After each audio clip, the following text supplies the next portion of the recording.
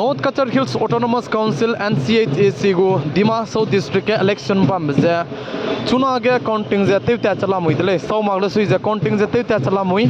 zai counting te je bam bi je gena a Domos ko school lung ki me zemana me je gyura permission pay mag zai mitai ge le si bam zai mi matau kan nang me zai mi pasui te ko le design ana pulong me gyura pe ko kan le su pulong me gyura pe mag le zai churun nak chu na ya jemna ke me ai je hala me ko be je me go party go supportive rang ne wang thangai ko ramda zai party me ramja punoi go result per ange ai je chuna ge ko ramda zai churun mak je gari ramja ala main ai je gari pui main pui kina ta pe mak pe ge ala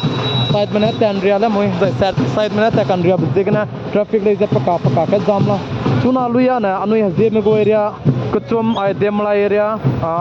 laiswang area na ala hangrom area ai be kuchum gu je do madu result pa mare dai go mikhuna dai go mikhi gana pu result je pa ko me ka chebe ja madu chin chi mare dele na me go party me tura nom gai za me go party pere ga nom te ja pu leaders ki be ko pram pa ja te me mang ga ning be ko na du kalangai lu ja tura nom gai ma na tuna ga dol ramate wang do ja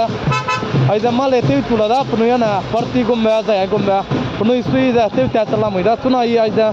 main council ga la mui za ai za council te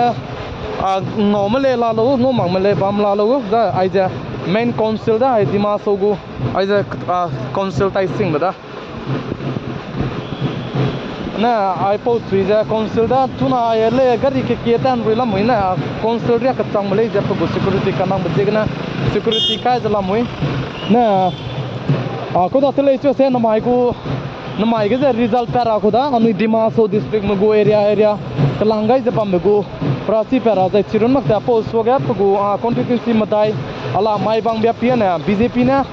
dui wang chi di dale kan le su do ja chapo go ram le ja punoi side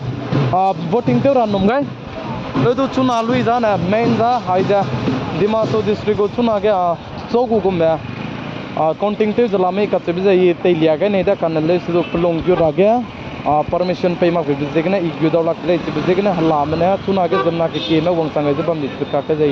te le lia ga de le ja chirun ma anoi go je me go area ge do to go me na chu go mi chima rai chuna lu ya na tu go contest ki ka sang bi je gna ka sa bam ga na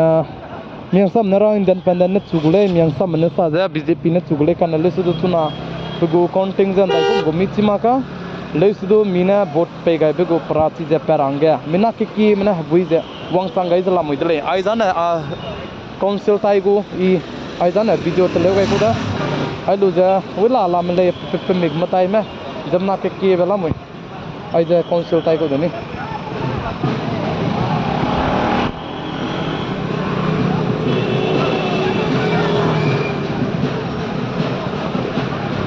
जमना के संग भी दिखे है आजा तो तले जो से ट्रैफिक जो के संग दिला कर इन की पॉइंट ने जमना तक kan ri दिगना ना अला में आजा पुलिस में बुलाए पुलिस में कता कतो लुंग गुरा ga permission pe mak metai ke gyu pulai jane do le si bam ra nango mama ke bam ra nango matale nan sang ra kanang दिगना